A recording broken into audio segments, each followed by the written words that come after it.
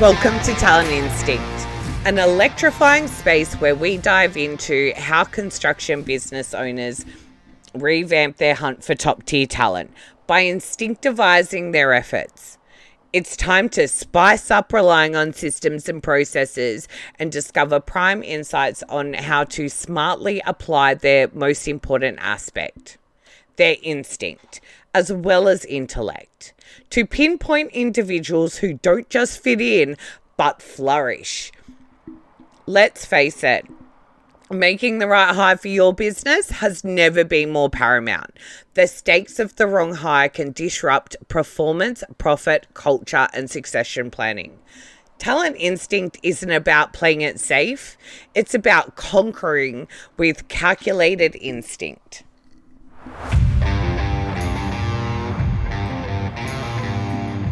One of the most frustrating things that we go through as business owners is obviously staff. But in construction, it is paramount that people turn up, especially when we're doing things like concrete pours or, your trades, and you've told the builder that you're going to have a certain amount of people turn up to work, and then you don't have the numbers. Now, we've all been through quite a lot, especially when it was, through COVID or just after COVID, with people's attitudes changing towards work and changing towards being reliable. And if they didn't want to turn up, they didn't have to. And unfortunately, a lot of people have felt like they had to just deal with it. Bad luck.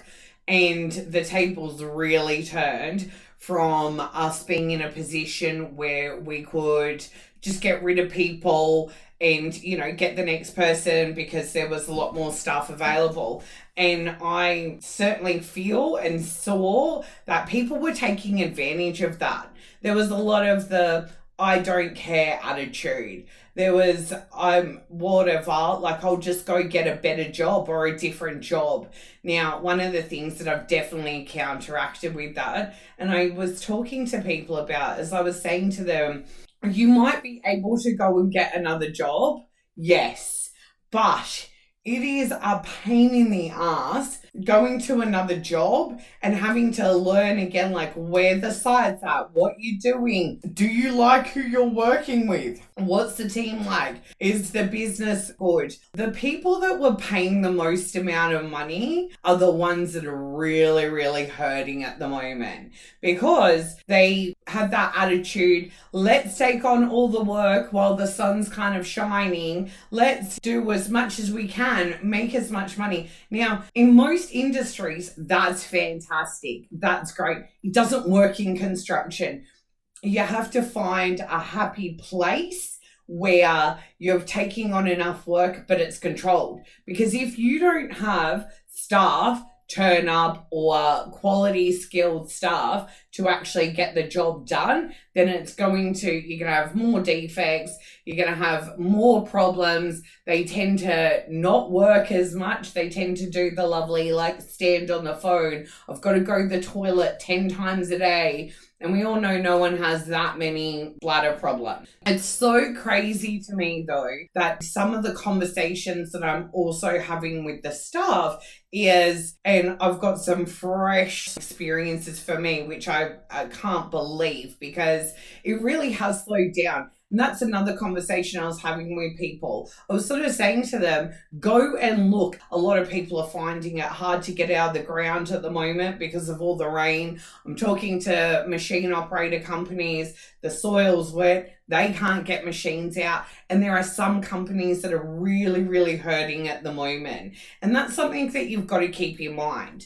So some of the conversations I was having with some of the staff was, if you're on a good wicket and you've got a good job, you need to stay in that job. So it was absolutely amazing to me that I had a couple of guys decide that they just didn't want to turn up for the day. Well, you know what? They didn't turn up for the day. They now don't have a job. It's that simple. And there is one site that has just been one of those sites. We have them sometimes that they seem to be a problem from beginning to end.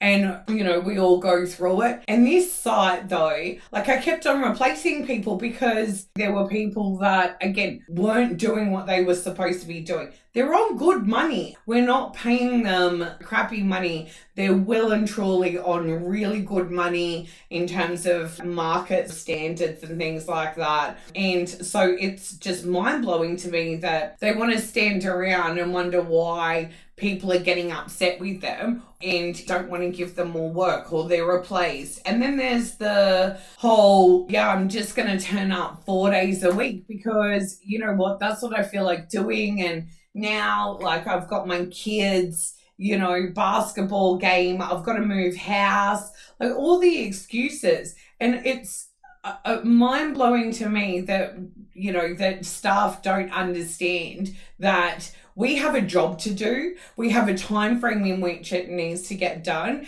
If we are having a concrete pour, we need a certain amount of people to get that concrete pour done properly. And they just don't care. I don't know where that attitude has come from. I definitely feel like it's gotten worse and worse through COVID.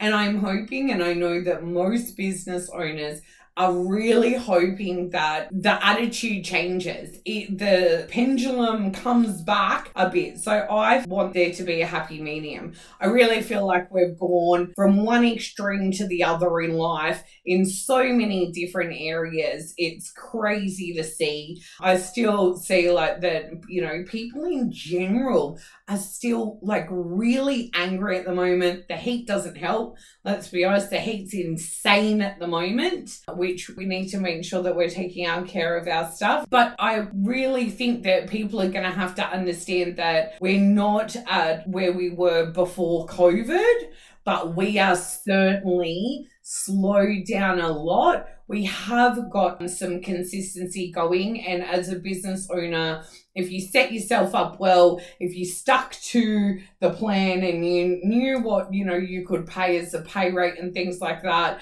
that's where the staff are too. In all honesty, that's where the good staff are. This is something that is another hiring with instinct trick to know. If you hire someone that wants the most money and has a bit of an attitude, they are going to be one of the worst employees if they actually even turn up. I can tell you that there's been so many times, like I can't even count it on both hands, how many times I've gone back to a client, because at the end of the day, it's not my decision, and I advise my clients and I give them the best information, but they have turned around and gone, oh, look, we really need the person, or I'll pay this amount of money. And then the people don't even turn up. It's like mind-blowing. So I personally want someone that is going to have that good attitude, that's happy to start somewhere.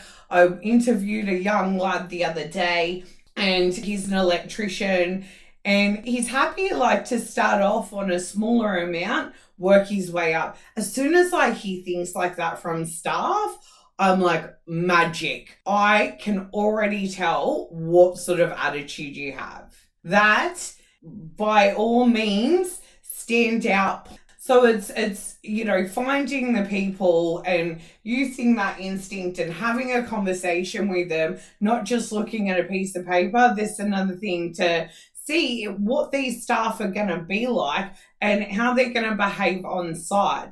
And having these people, you can tell by talking to them. This is the insane thing that gets me. One guy was having problems getting his tickets and licenses and blah, blah, blah. And I went, whatever. And it kind of promised me the world, which again is another no-no. It's a big red flag flying high in my world. As soon as they tell me how fantastic they are and they're the bee's knees, that's another oh God, here we go. Now, there is a difference between being confident and knowing what you're good at and turning around and saying to someone, okay, what do you like doing in your job? What do you think you're good at? And them replying to you, that's different. But when you get someone going, I'm the best, that is oh God, here we go. That's no, you're not the best. I already know. It's a false sense of confidence or ego, which are none of the things that I really want to deal with. And I know that no one else is going to want to deal with it either. And to be honest, it's just that they're delulu and they have no sense of grounding. So anyway, back to this story. This guy then turns around, like, because he didn't turn up to work. So I said, okay, we're going to finish you up, no problem. And turned around and goes, oh, well, I'm going to have to work another day because I left my tools on site, or you're going to have to pay me to get them. I laughed. That is like hysterical to me. Can you actually have the audacity to turn around and tell me I should pay you because you didn't turn up to your job and that's why you don't have one? But okay, that makes perfect sense. In what world? These people are crazy. They need to really think about the impression that they're making. So, of course, we will not use him again, and that's that relationship over. But who are these people? And the whole wondering why they don't have a job. Because I'm not going to sit there. I'm not here to educate people on how to behave. If you don't know, if you are a grown adult and you don't know what the basic expectation is of yourself to turn up to work, then you're never going to know. It's not going to matter if I teach you, because clearly you've been doing this for long enough that you think that it's okay and you're happy living that life, jumping job from job. But the thing is, which really amazes me, is one, most of the time they don't earn the best amount of money. Two, they don't go to the better companies because the better companies don't want to hire them, because who wants to hire someone that jumps from job to job? They're unreliable, and you can already see that on a piece of paper. You don't even need to interview them. So they don't even get past go and collect $200 at this point.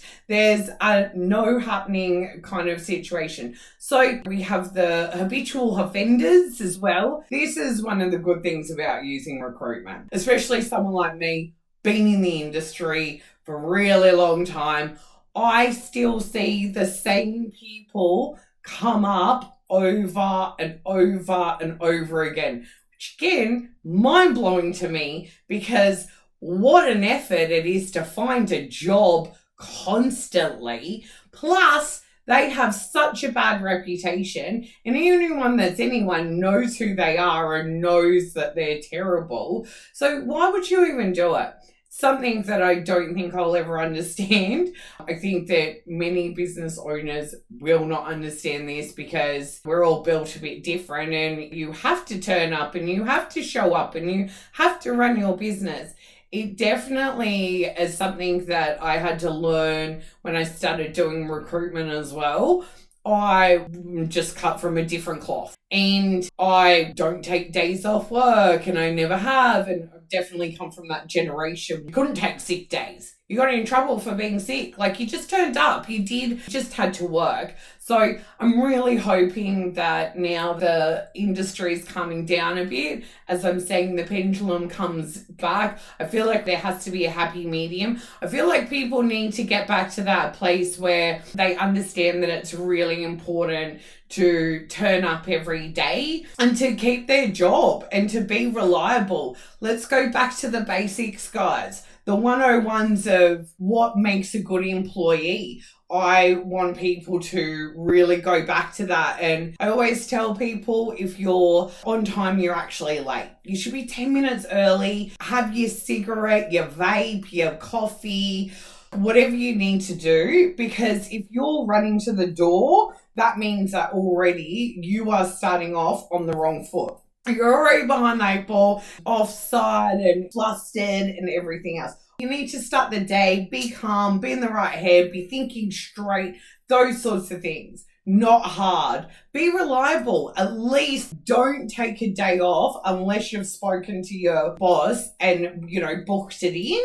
But don't take a day off, at least for the first 3 months. Let's all just get back to the real basics. And Watch the industry get back to a really good standard. That's what I want to see. That's what I hope happens. I hope that people start having a bit more understanding for how hard it is as a boss as well. I mean, that's a whole different subject that I've noticed with people, is that they think that you run a business and all day, all that you're doing is like going to meetings and having these late lunches and drinking and going on holidays and things like that. Like I certainly, every time I go on holiday, I'm actually working and holidaying at the same time. So let's get back to this place where we're all trying to work together. Like, we're not just thinking about ourselves all the time. I hope that workers start thinking about that it is actually a privilege to have a job and to live in this country and to be in a good place like they are. And if businesses don't thrive, if they don't come to work and do what they're supposed to do for their boss, there won't be a business. And that's so important to understand and think about. And think about the fact that your boss goes home every night doing all of the other work to make sure that you have a job the next day. There is so much work goes into it. And kudos to all the people out there that are running a business and have stuck it out through these hard times. I'm hoping this year is, I'm very excited for it. I think that financially it is still a bit up and down. And so I think it'll be yet to be seen. Have been talking to a few people and they are saying that the last 6 months of the year are going to really settle down. So fingers crossed for everyone. I always want everyone to succeed in life. Doesn't matter who you are. And to next week, guys.